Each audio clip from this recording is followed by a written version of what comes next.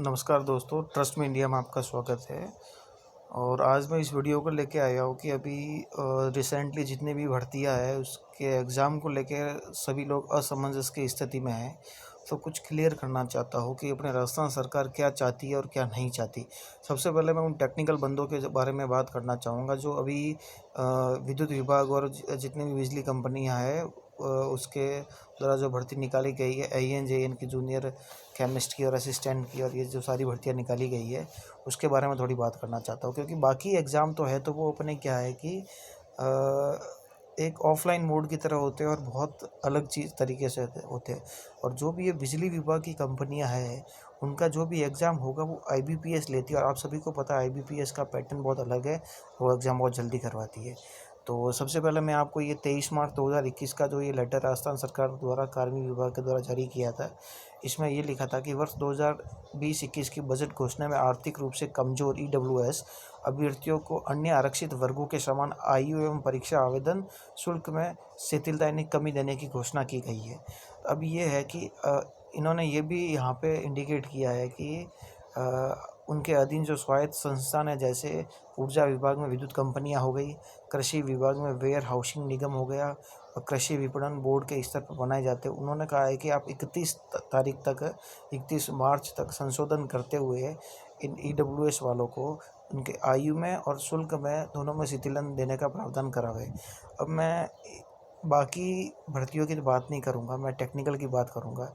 और आपने एक और ये नोटिफिकेशन देखा होगा कि ये 24 तारीख को एक आया था, तो उसमें मतलब ये अभी इसका ऑथेंटिकेट प्रूफ नहीं है कि ये सही है नहीं, लेकिन अब इसको अपन बेस मान सकते हैं। क्योंकि बात ये है कि जब लास्ट टाइम 2018 में भी जब AN JN की भर्ती आई थी तो मात्र उन्होंने एग्ज़ाम मतलब फॉर्म फिल करने की डेट के बाद लगभग महीने 1.5 महीने के भीतर उन्होंने एग्ज़ाम करवा दिए थे। महीने 1.5 महीने रिजल्ट दे दिया था, महीने 1.5 महीने के बाद इन्होंने ज्वाइनिंग भी दे दी थी। तो अपन इस पर विश्वास कर सकते हैं। अब इसमें इन्होंने लिखा है कि सेकेंड हाफ ऑफ अप्रैल में एग्ज़ाम करवा दिया जाएगा, और जितने भी ऐसी है मतलब सुप्रिटेंडेंट ऑफ इंजीनियर को नोटिस भेज दिया कि आप अपने मतलब उनको क्या कि एक एग्जामिनर अपॉइंट करना पड़ेगा जो भी इनकी देख रेख करेगा। अब बात आती है कि अपन अब इसके बाद मैं आपको बताता हूँ एक ये तो RPSC का नोटिस था कि इन्होंने भी EWS के कारण जो अभी एक सहायक आचार्य कॉलेज विभाग में भर्ती होने वाली थी वो भी स्थगित किया। उसके भी अभी फॉर्म वापस खुलेंगे और नया। अब ये सब लोग ऐसा क्यों कर रहे हैं? क्योंकि अभी इनका एग्ज़ाम नहीं हुआ है, तो इस कारण से ये भर्तियाँ कोर्ट में ना फंसे। इस कारण से ये चाहते हैं कि एक बार 15-20 दिन जितने दिन भी वापस जो आवेदन खिड़की खुलेगी और आप फॉर्म भर सकते हो, उसके बाद इनका एग्ज़ाम वापस होगा। अब रही बात पटवारी के बाद SI और ये जितने भी फॉर्म होंगे ना ये वापस खुलेंगे दोस्तों। और एग्ज़ाम आप मान लो ये सारे एग्ज़ाम 2 महीने लेट होंगे, लेकिन विद्युत विभाग का एग्ज़ाम अलग है। अलग इन द सेंस ऐसे है कि बाकी सारे एग्ज़ाम जहाँ तक है ऑफलाइन है, और इन एग्ज़ाम्स का जो सेंटर आता है वो स्थानीय स्कूलों में, सरकारी स्कूलों में आता है। और इनके लिए टीचर सरकारी भी लगते हैं, प्राइवेट भी लगते हैं। लेकिन RSCB जो एग्ज़ाम करवाती है, जो IBPS के थ्रू करवाती है, तो IBPS का एग्ज़ाम ऑनलाइन एग्ज़ाम है, और इनके लिए आयोन डिजिटल जोन अपॉइंट करता है। ठीक है। और आयोन डिजिटल जोन ये है कि वहाँ पे कोई नॉर्मल, जैसे अभी आप बात करोगे कि बोर्ड की परीक्षा मई में होगी या और भी चीज़ें होगी, तो वो इसको इफ़ेक्ट नहीं कर सकती।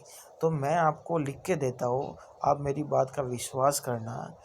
आपके अगर ये फॉर्म खुलता भी है, आप देख लो कि इसके फॉर्म खुले थे 24 फरवरी को, 16 मार्च को बंद हो गए थे, और उसके 16 मार्च के बाद उन्होंने डेट भी निकाल दी 24 तारीख को कि आपका मिड में अप्रैल में एग्ज़ाम हो जाएगा। मतलब आप देख लो 1 महीना और 15 दिन आपको मिले हैं, तो आप देख लो 15 दिन और खिसक जाएगा। ज़्यादा आप इसके भरोसे मत रहना कि ये एग्ज़ाम IBPS 2 महीने खिसका देगा, महीना खिसका देगा। मैक्सिमम 10 से 15 दिन खिसकाएगा, और उसमें भी आप देख लो। ठीक है ना। और जहाँ तक इसका सवाल है, तो उन्होंने जनरल की भी एज भी 42 साल दे रखी है, तो ये ज़्यादा दिन तक खींचने वाला नहीं है।